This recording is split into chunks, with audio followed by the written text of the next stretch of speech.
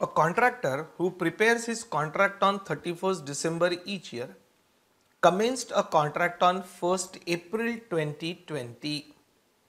उसने काम चालू किया 1st अप्रैल को और ही prepares his account on 31st December. तो 1st अप्रैल 2020 को चालू करके पहला ईयर एंड कब होगा उसका? 31st दिसंबर 2020 को होगा.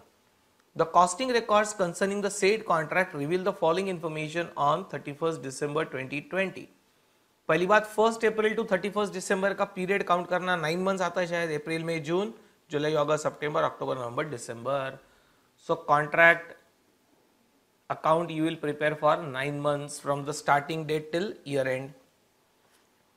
Material charged to site, labor engaged, 4 months salary, ये सब डेबिट होने वाला है.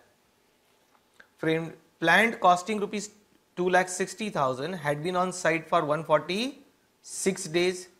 Their working life is estimated at 7 years and the final scrap value is 15,000.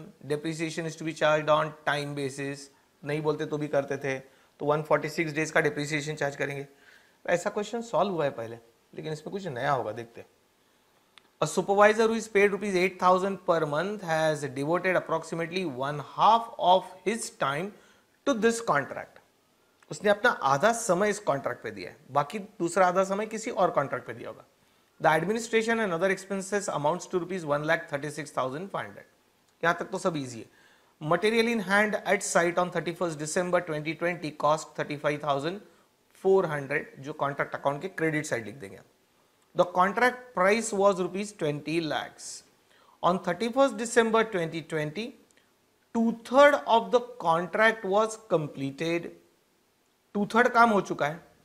Architect certificate had been issued covering 50% of contract price. And rupees 7,50,000 had so far been paid on account. यानी कॉन्ट्रैक्टी ने हमको payment जो किया वो 7,50,000 है, वो information है. Paid on account का मतलब कॉन्ट्रैक्टी से पैसे मिले. वो अकाउंट्स में लिखने का स्टाइल रहता है, paid on account, purchased on account. उस वर्ड का ज्यादा ये नहीं करना आपने, क्या बोलते हैं उसको, ज्यादा उसमें फंसना नहीं, वो लिखने का स्टाइल है सर.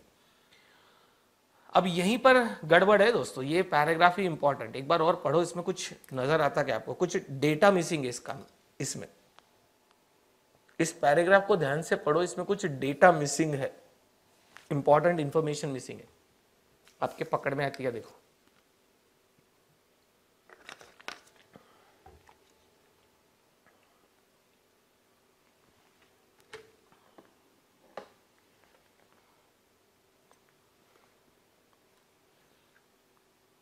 आई क्या नहीं आई कुछ इंफॉर्मेशन?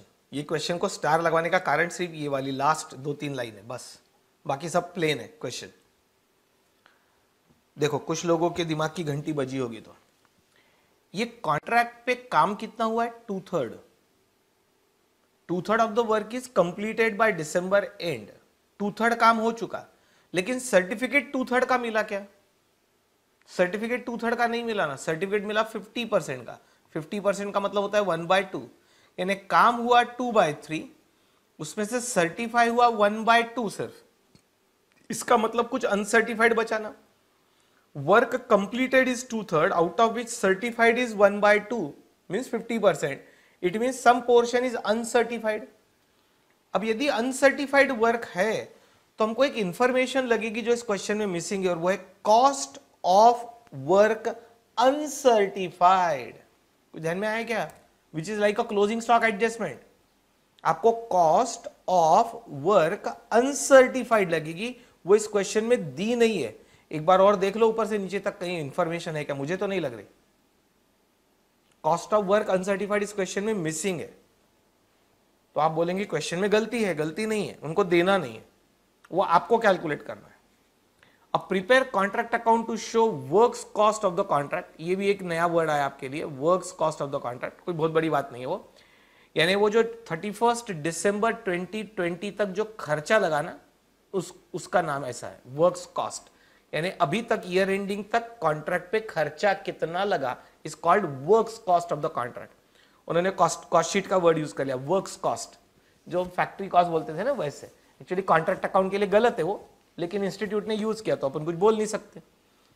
तो आपको इस कॉन्ट्रैक्ट पे खर्चा कितना लगा अप टू 31st दिसंबर, उसको वर्क्स कॉस्ट बुलाते वो, यानी कॉस्ट इनकर्ड टिल डेट. और आपको नोशनल प्रॉफिट निकालना है फॉर द ईयर एंडिंग 31 दिसंबर 2020। मेरे ख्याल से क्वेश्चन खत्म हुआ, अब इसके आगे नहीं है। यस अब इस पूरे क्वेश्चन में सिर्फ एक ही पॉइंट नया है और वो है calculation of cost of work uncertified. आप बोलेंगे नहीं दिया है तो जीरो है, तो ऐसा तो हो ही नहीं सकता, जीरो कैसे आएगा? यदि 2/3 काम हुआ और पूरे 2/3 काम का ईयर एंड पे सर्टिफिकेट मिल गया तो फिर अनसर्टिफाइड कुछ बचा नहीं ना। लेकिन काम हुआ 2/3 और सर्टिफिकेट मिला 1/2 का 50% का, तो इसका मतलब अनसर्टिफाइड तो है, तो दिया नहीं है इसका मतलब नहीं है, ऐसा नहीं। तो वो कॉस्ट ऑफ वर्क अनसर्टिफाइड निकालना मेन काम है। मैं आपको थोड़ा टाइम दूंगा सॉल्व करते समय, अभी चलते हैं पहले कॉन्ट्रैक्ट अकाउंट बना लेते हैं, वो वर्क अनसर्टिफाइड की जगह छोड़ देंगे सिर्फ।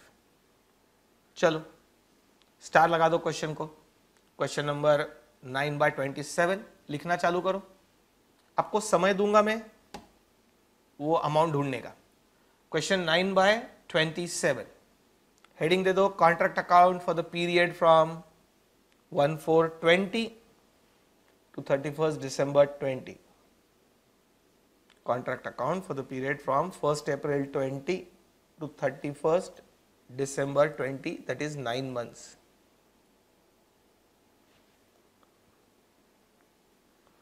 चलो debit credit particulars rupees debit side, particulars rupees credit side.